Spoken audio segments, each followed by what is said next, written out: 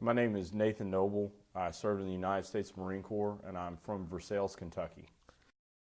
I was actually born in Lexington, Kentucky, which borders Woodford County, where Versailles is. But I grew up in Versailles in Woodford County. It's kind of a small town, thoroughbred horse farm community. It's really what everything revolves around in that town. Small town, but a fairly decent sized rural town for the state of Kentucky. And we bordered Lexington, so spent a lot of time here in Lexington, Kentucky. That's where both my parents grew up. Great childhood. I had kind of the all-American kid next door. Really, I'm sure at the time I thought when I was younger some things were horrible and they were the toughest things in the world. But in retrospect, looking back, I had an amazing childhood. I grew up two loving parents, great family. Both sets of grandparents lived here in Lexington, so got to see grandparents, aunt and uncle, and cousins all the time. And did you have any influence, any military influence in your family growing up in Versailles or in your distant family? No, not really. My grandfather served in the Second World War in the Army Air Corps, but that's something that I actually don't remember even talking to anyone about or knowing about until I was probably a junior or senior in high school. And by the time I was a senior, I had basically already made the decision to join the Marine Corps. So, very patriotic family, but not one like so many others where there's a father or an uncle or a grandfather who retired from the military, and this is just a very strong military background in the family. Not very patriotic family, but not a very strong military background. I remember I was in high school shop class on September 11th, 2001. And I'd say, like so many other people that are my age, someone came running into the class and said, turn on the TV. Turned on the TV and watching the TV, and then nobody really has a good grasp yet of what has happened, of the significance of this event. And then we're watching, and not long, just a couple minutes after we turned on the TV, we watched the second plane fly into the other World Trade Building. And I remember, it's just there's a lot of shock. Everyone was in essence speechless. Because at this time I'm 17. And did you know what that meant? Did you know what that meant to you as an individual? What it meant to your family? What it meant to your country? I didn't. I mean, it was the first. It was the first time that I had experienced something like this, and I think so many other people of my generation or older who didn't get to experience Pearl Harbor, or like for my father, my parents, the Cold War, the constant fear that of not knowing that maybe there'd be a nuclear explosion or so just not knowing and having to do those drills all the time. But it completely blindsided everyone. As you well know, it was something no one had thought about, no one was expecting. So it was just a sense of disbelief, a lot of anger, of course. Mostly anger because it's something that in that moment I could do nothing about. I could do absolutely nothing. I wouldn't say that it was 100% of the reason I joined the Marine Corps, but it definitely the straw that broke the camel's back. And that event kind of set in motion all of the things that I did leading up to going to Iraq and Afghanistan.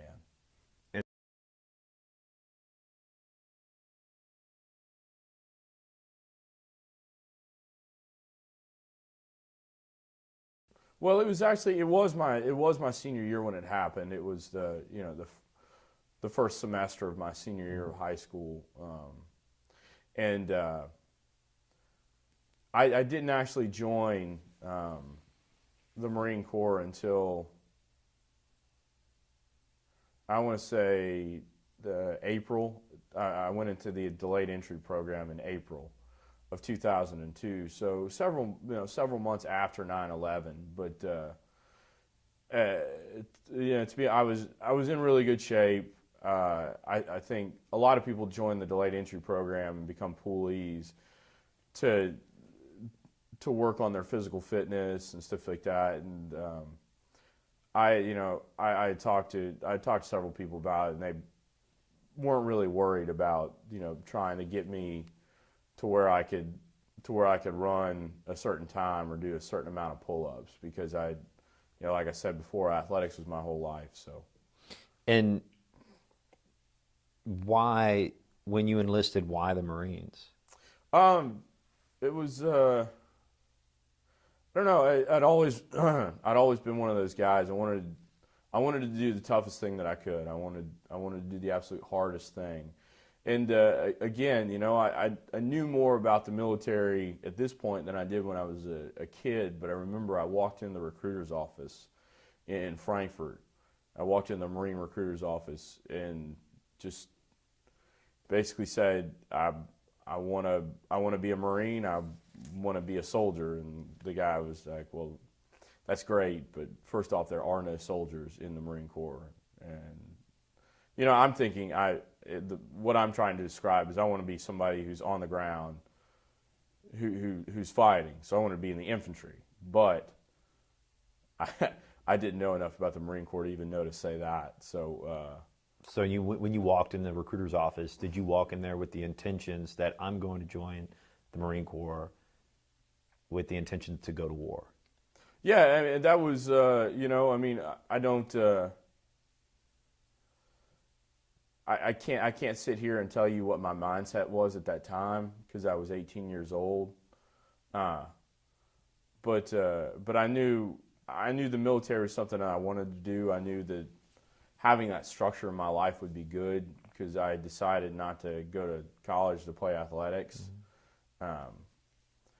And I knew if athletics wasn't in my life, in a collegiate environment, that I wouldn't do well. I was self-aware enough to know that if that structure wasn't there with athletics, that I would definitely not flourish in college. So I think the military for me was something that I always thought about. So it was just kind of a natural next step, just kind of a progression.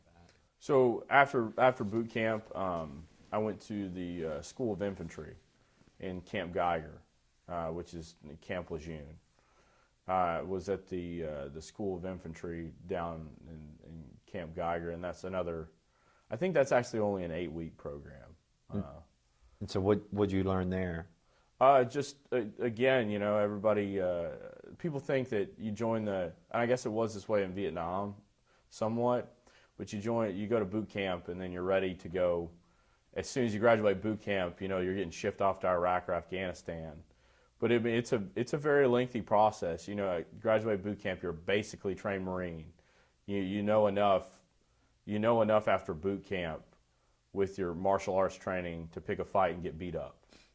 I mean, I hate to say that, because I know a lot of Marines, they just bank on that, but you know enough after boot camp to get beat up and to pick a fight. And after the School of Infantry, you're a basically trained infantryman.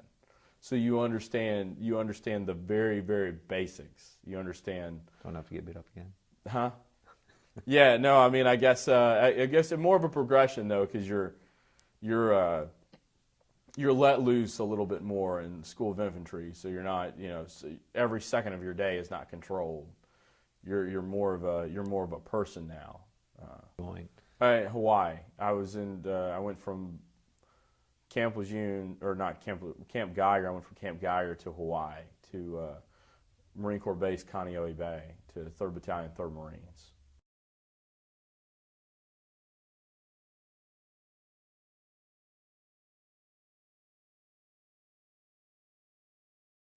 There was a short transition period. Got to Hawaii, and then it was it was only a couple of months, but before, in the time that I got to Hawaii to the time that we deployed. When we deployed, we went to Okinawa, Japan, and from Okinawa, Japan, got on a ship, and I got on the USS Essex as part of the 31st Marine Expeditionary Unit. Well, so what a MEU does, a Marine Expeditionary Unit, a MEU floats around, and there are MEUs strategically placed all over the world. So to be able at any given time to react to any situation anywhere in the world within 24 hours. So, they do a lot of rotating around. There are MEUs that leave out of the West Coast, out of San Diego, and there are MEUs that leave out of Camp Lejeune on the East Coast, and like Virginia Beach, and then there are MEUs that leave out of leave out of Japan, and there's actually only one. It's 31st Marine Expeditionary Unit. So basically what these ships do is they call them cutting grid squares. They just cut grid squares in the ocean, and then every once in a while float around somewhere like Hong Kong or Australia, or those places are places where you would just go for liberty, but train in the Philippines, train in East Timor, other places like that. So.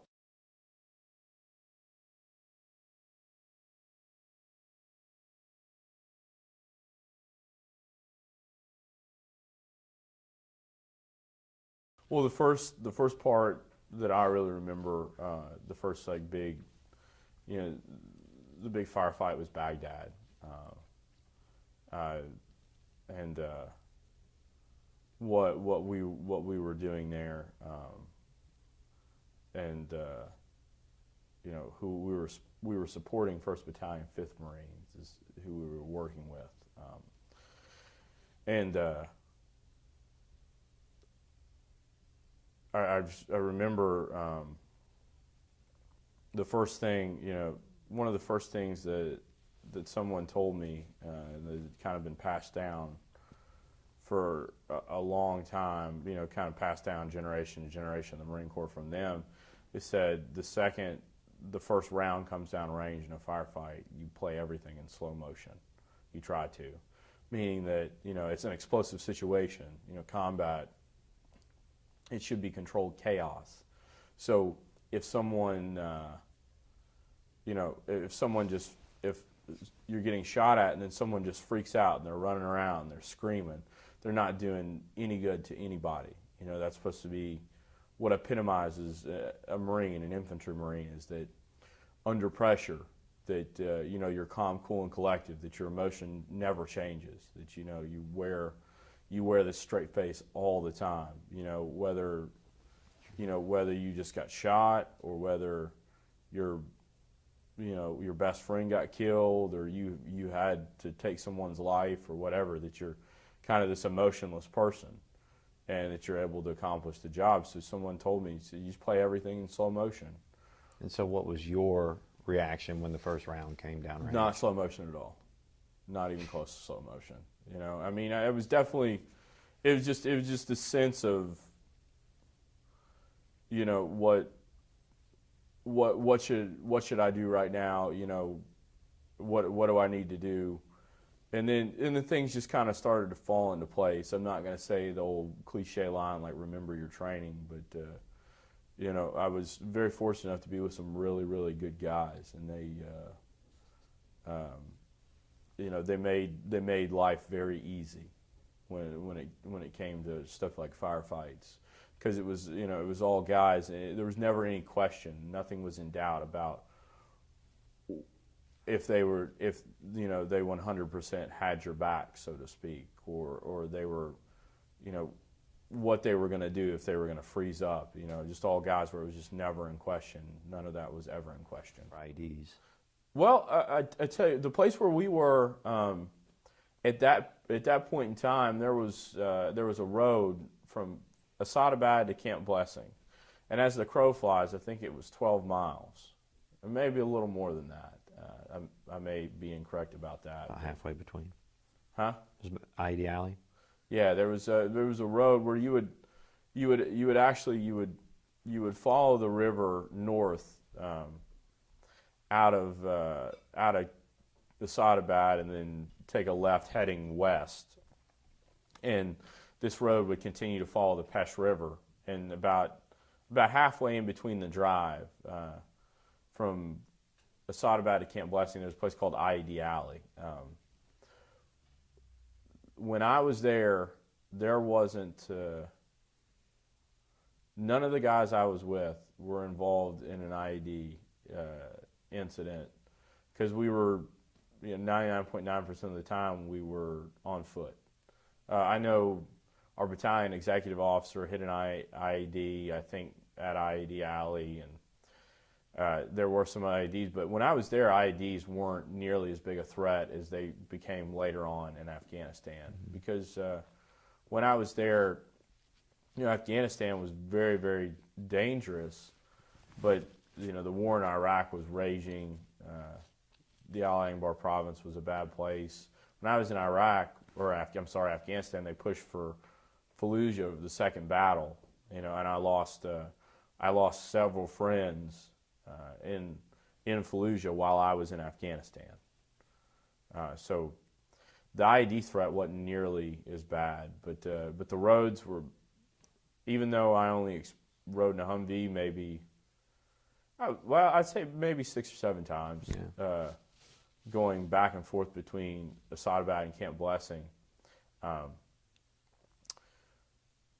It was the worst drive, the worst ride ever. It was the worst rocky road that you've ever been on, and take that and amplify it times 100 with stiff springs for a Humvee and then wooden seats, and so the first hour of the ride you're worried about getting shot at, and the second hour of the ride you're like, I wish somebody would just shoot so we could get out of the Humvee.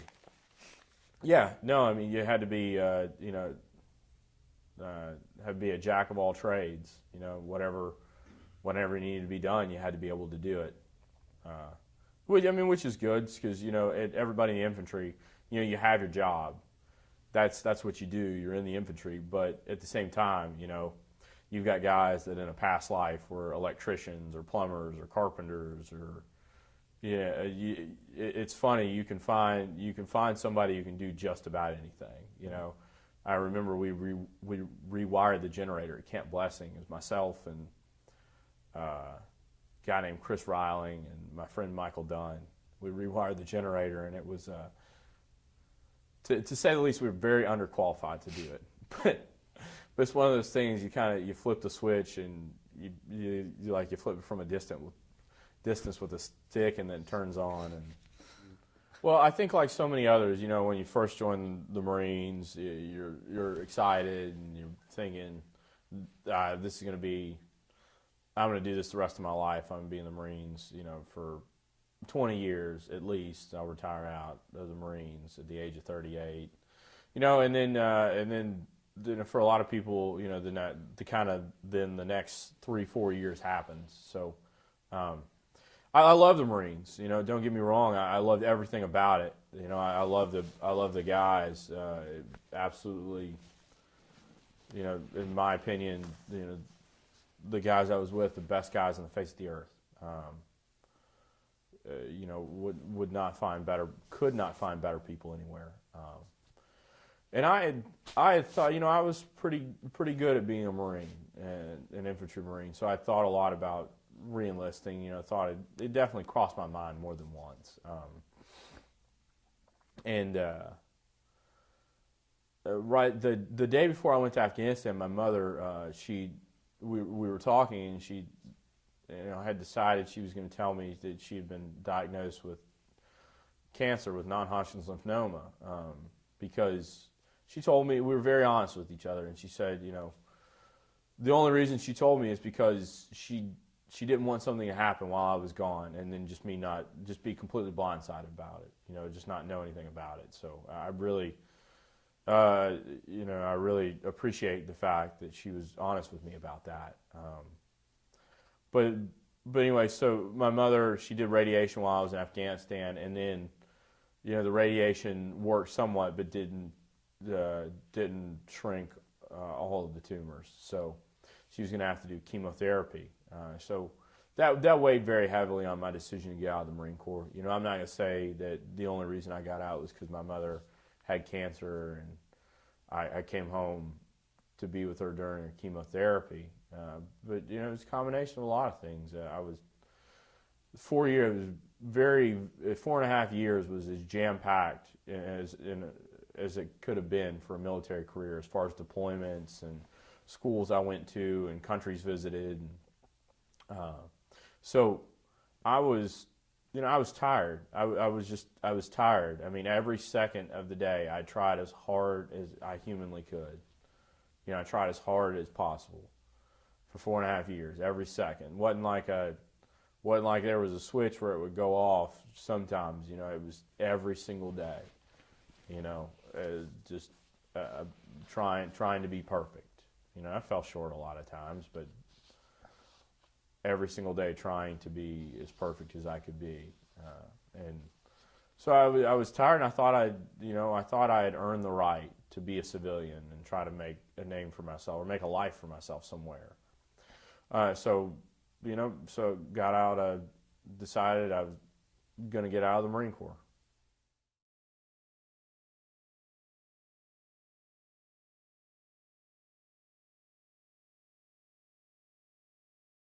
College? I did. It felt like moving home. I had another job lined up, but I was thinking, it just seemed like the natural next step. A good friend of mine kind of talked me into going to college, and I said, sure. Montgomery GI Bill pays for it. Why not? And so I enrolled at Eastern Kentucky University for my first semester. Had a great experience there, but I lived in Lexington, and it was it's about 25-30-minute drive there, and so it was a lot of money being spent in gas. And so I decided after that spring semester that I was going to transfer to the University of Kentucky. But in between the semester at EKU and the fall at the University of Kentucky, I took summer classes at Bluegrass Community and Technical College. I had I had one bad experience at BCTC, but for the most part, it was an incredible experience because with the community college, I felt like you got a lot more.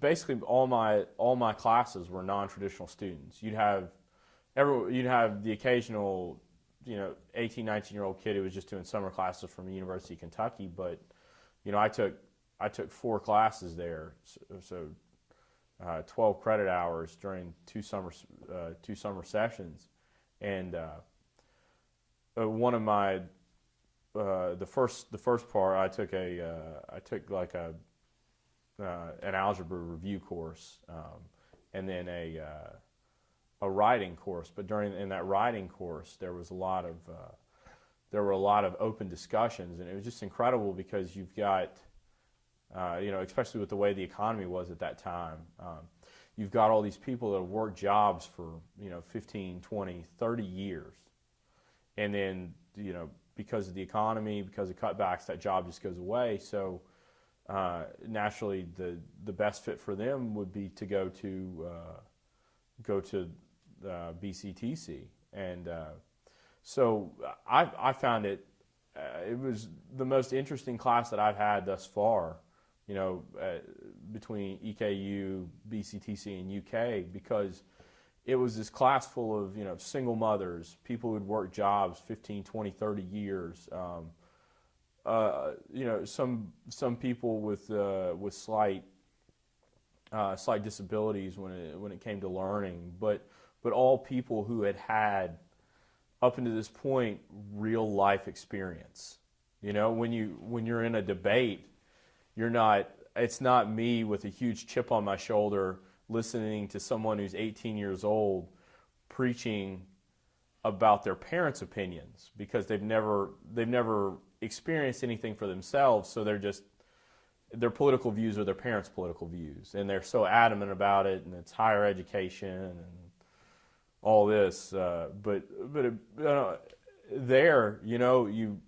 I'm a very, very talkative person, very boisterous, and I felt like it was the first time I was in a classroom where I could just kind of sit back and listen, and just soak all of it up and take all of it in, because I have no idea what it's like to be a single mother. I don't know what it's like to work a job for 20 years and then all of a sudden be let go.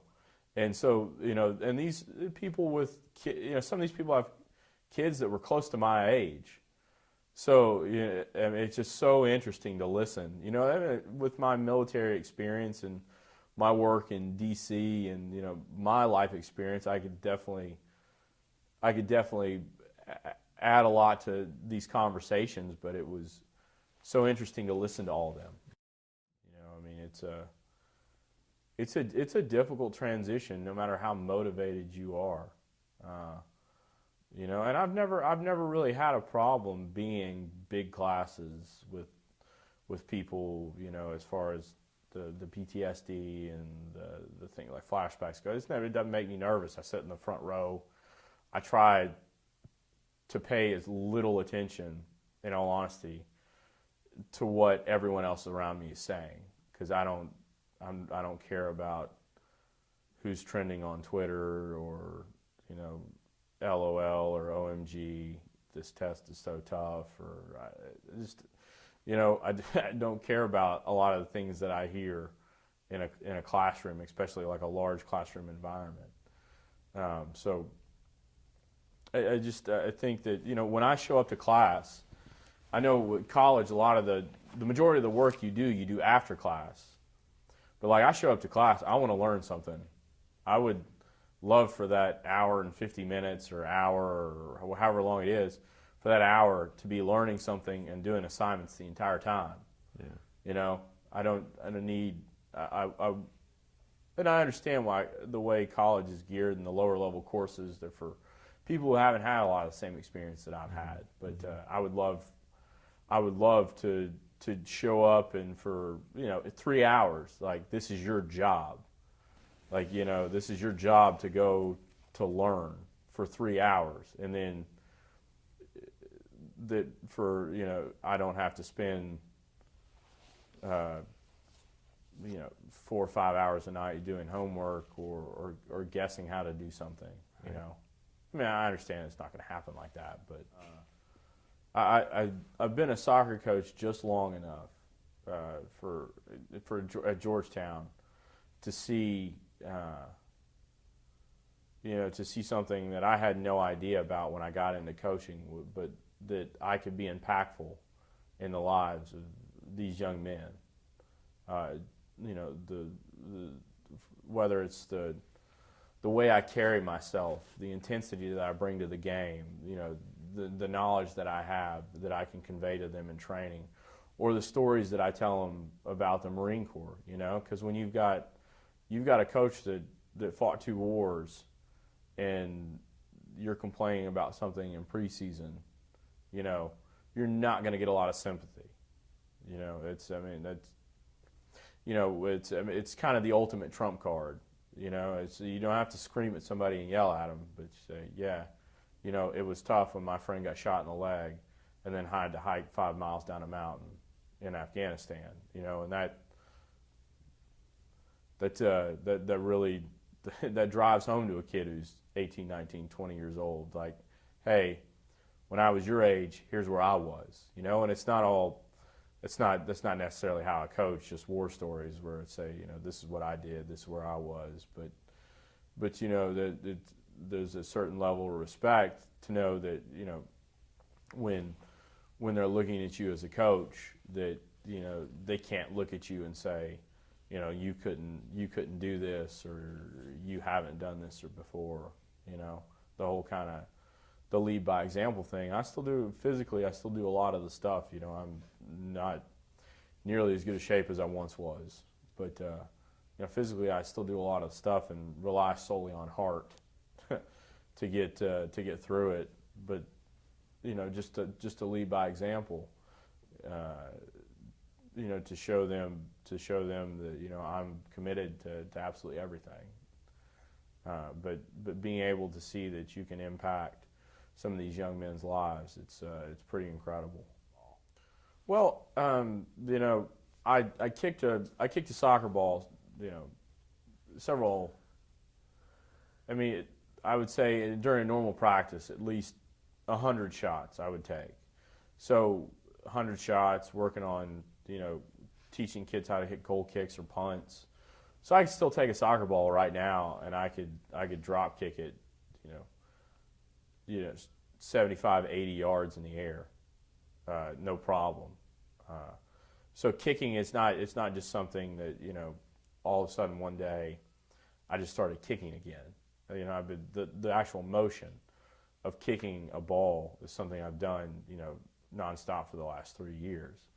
But it was, I want to say it was early mid-October, and the football team had just gotten done practicing. We were practicing down in the stadium field because we had a game on the stadium field the next day. And the other assistant coach, he ran over, and there was kind of laundry hampers they keep gear in. There was one of those that was still out right after the football team got done, and there was a football. He grabbed the football out of it and asked me, he said, "You still think you still kick one of these things?" And I said, I'd done it and threw an upright in 10 or 11 years, but I'll try. And first ball, straight through the uprights, 45 out into the wind. I guess I still can do this. I was actually telling somebody yesterday, though, that the other part of that story I hadn't really told a lot of people is that, second, so I hit it from 45, tons of room to spare. I'm pumped up. Like, Josh, let's go from 55. Move back to 55. And, I had my technique, the power's there, but my technique was not there at the time whatsoever. And so I tried to really lay into the ball and duck hooked it about 30 yards from 55 out. So, but then moved back and hit from 55 and then hit from 60 as well. So just one of those things where, again, I'm very much a here and now kind of guy. So I said I'd already decided that I was going to move away from Kentucky to go somewhere else to finish up school, and I said, well, might as well try to walk on as a kicker. And so I talked to, next day, actually talked to the football coach at Georgetown and said, you care if I work out with you guys some? He said, no, not at all. Love to be able to help you any way we could. And so I started working with the kicking coach a little bit, and he was, nice enough to stay around with me. And I asked him, one day after the first day we trained, I said, I'm one of those guys, if you tell me no, it's going to drive me, to never fail. But at the same time, I understand I can't play in the NBA. Like, do I have a realistic shot to become a college kicker? And he said, yeah, I think that at this point right now, you could walk on to, any college in the nation. Okay, so I'm pretty fired up about that, that it wasn't just the kind of a head in the clouds dream at that point that, someone who's an actual kicking coach at a college says, and kicked himself in college says, you're good enough to do this. So at that point, I got pretty serious about training, and trained, kicked twice a week down in Georgetown, down in the stadium, and fortunate enough to where my practice facility is a turfed stadium, and I have all the balls at my disposal, and the guy I kick with is an NFL caliber kicker. So really, as far as training goes, wasn't a story of me out kicking in a goat pasture. Like, I'm kicking in world-class facilities with a world-class kicker. So think about again, just a lot of, I haven't had many real hardships in my life, in, compared to most. But anything that I've had, anytime, 1,000 people could say, Nathan, we think you can do it, and that one person says, no, you can't do that.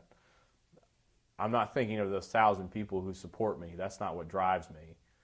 What motivates me is not the people who believe in me.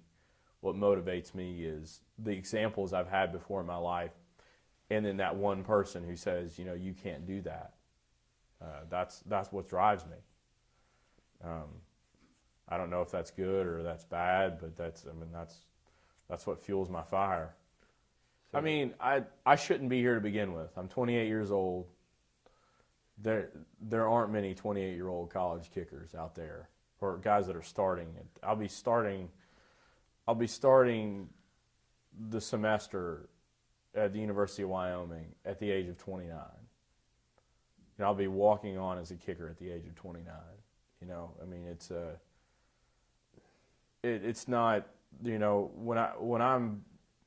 when these things are going through my head, I'm not thinking about what's the next step in my life. What am I going to do after college? How am I going to make my mark? How many kids am I going to have?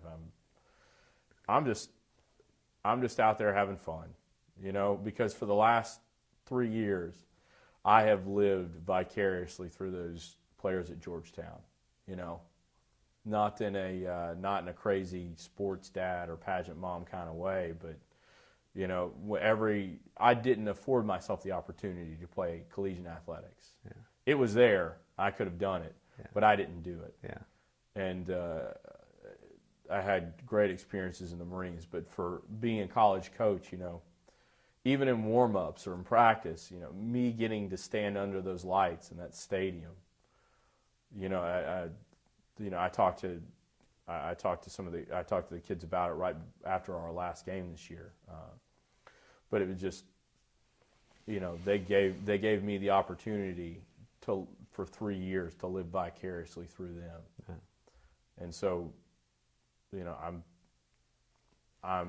I'm just dumb enough where I think that I've got, a couple years left under those lights as a player, and that, maybe I can go out and hit a couple game-winning field goals and be someone everyone relies on. Proud. I'm incredibly proud of my service to this country, because I think that no matter what happens in life, I spent 4.5 years, defending everything that we have here, what America kind of stands for. Whether you oppose the war, or you're pro-war, or you oppose the military. You exist here in America because there are young men and young women who raise their right hand and swear an oath to defend this nation. Whether people want to believe it or not, that's why we're here. Is because those people stand on walls in foreign countries, because those people are missing Christmases, and they're missing Thanksgivings, and they're missing the birth of their child. That's why we're able to sit here in this studio right now, is because people are still doing that.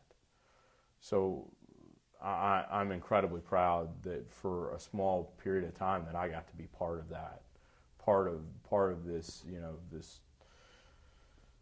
this kind of machine that works for the greater good of a nation and the greater good of the world.